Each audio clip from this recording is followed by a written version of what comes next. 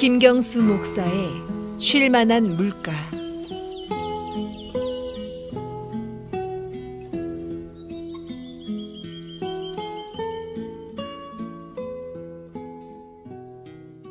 예수님께서 산상수훈에서 말씀하셨던 팔복. 사실 이 팔복은 오늘날 현대인들이 추구하는 가치나 복의 개념과는 매우 동떨어져 있는 것 같습니다.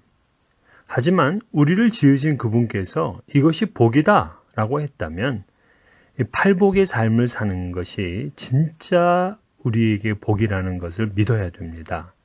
심령이 가난한 자가 복이 있고 웃는 자가 아닌 애통하는 자가, 강하고 권력을 가진 자가 아닌 온유한 자가 복이 있습니다.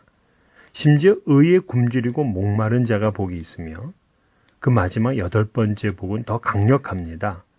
의를 위해 박해받는 자의 복을 선언합니다. 의를 위해서 박해를 받는 것이 왜 복일까요? 이 그리스도인이 박해를 당한다는 것은 무엇을 증거하는 것일까요? 워크만은 초대교회의 박해라는 책에서 그리스도인들이 직면해야 했던 공포들을 이렇게 요약을 했습니다. 당시 사법적 조치의 대부분이 잔인하긴 했지만 그리스도인들에 대한 형벌은 특별히 더 심했습니다. 어떤 경우에는 부모를 살해하는 자에게 가해지는 형벌이 그리스도인들에게 그대로 가해졌습니다. 즉, 뱀이 들어있는 자루에 함께 넣어져 묶인 채 바다에 던져졌습니다.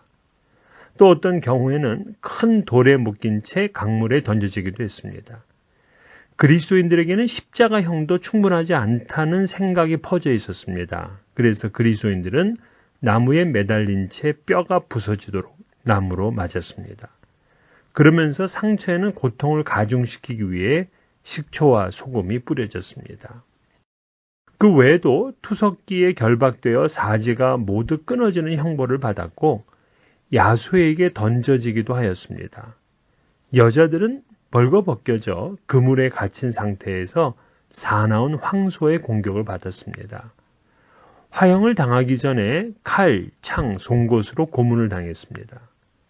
많은 사람들이 마차 바퀴 사이에 묶여져 사지가 찢겨졌습니다. 어떤 이들은 발은 불에 태우면서 머리에는 찬물을 붓기도 했습니다. 빨리 죽지 않고 고통을 오랫동안 당하도록 하기 위해서입니다. 심지어는 국불을 불로 지졌고 이 불에 녹은 납을 등에 붓기도 했습니다. 정말 끔찍하죠? 우리 믿음의 선조들이 당했던 고통입니다. 사실 현대인 그리스도인 가운데 누가 이런 박해를 당하고 싶겠습니까? 그런데 예수님은 이 팔복의 마지막 관문에서 의를 위하여 박해를 받는 자는 복이 있다고 하셨습니다. 얼마나 충격적인 말씀입니까? 왜 의를 위하여 박해를 받는 것이 복이 되느냐?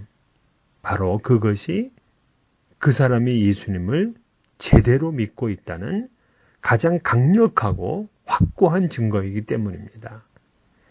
그러니까 편한 날에 예수 믿는 것으로는 확증할 수가 없다 하는 이런 뜻이겠죠? 황제 신전에 가서 가이사가 주이시다라는 고백을 하고 표를 받아오면 나름 편안하게 살 수 있습니다. 신자가 아닌 것처럼 숨은 그리스도인으로 살면 박해는 피할 수 있습니다. 하지만 박해가 없다는 것은 예수님을 제대로 믿고 있지 않다는 반증이기에 그에게 하나님이 약속한 복은 없습니다. 의를 위해 박해를 당하고 있다는 것은 그가 주님과 함께 동행하고 있다는 뜻입니다.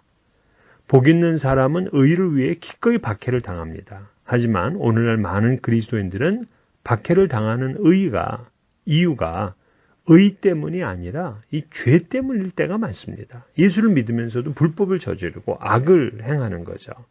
바람을 피고 이 정욕적인 욕심을 부렸기 때문입니다. 이건 철저하게 회개해야 됩니다. 죄 때문에 박해를 당하면서 자신이 십자가를 진다고 착각해서는 안 됩니다.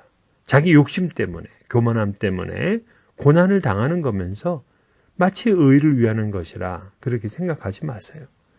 이 팔복은 죄 때문이 아니라 의를 위하여 당하는 박해의 복을 말씀한 겁니다. 우리가 박해를 당할 때 우리는 어떻게 응답해야 되느냐? 무력으로 대응하지 않습니다. 오히려 아름다운 생활을 지속해야 됩니다. 그래서 이 세상의 험담이 결국 거짓이라는 것을 보여줘야 됩니다. 베드로 사도는 사랑하는 자들아 거류민과 나그네 같은 너희를 권하노니 영혼을 거슬러 싸우는 육체의 정욕을 제어하라. 너희가 이방인 중에서 행실을 선하게 가져 너희를 악행한다고 비방하는 자들로 하여금 너희 선한 일을 보고 오시는 날에 하나님께 영광을 돌리게 하려 함이라. 즉 박해를 당할 때 무력으로 응징하는 것이 아니라 끝까지 선한 삶을 살아야 됩니다. 또한 박해를 당할 때 나는 무엇을 믿으며 왜 믿는지에 대한 분명한 지식을 가지고 있어야 됩니다. 이것이 없으면 금방이라도 흔들립니다. 또한 베드로 사도는 너희 마음에 그리스도를 주로 삼아 거룩하게 하고 너희 속에 있는 소망에 관한 이유를 묻는 자에게는 대답할 것을 항상 준비하되 온유와 두려움으로 하라 했습니다. 그리스도인은 언제나 자신의 믿음을 견고하게 붙들어야 되며 세상에 그 믿음을 선언하고 지혜롭게 설명할 수 있어야 합니다. 이런 복이 여러분 모두에게 함께 하시기를 기원합니다.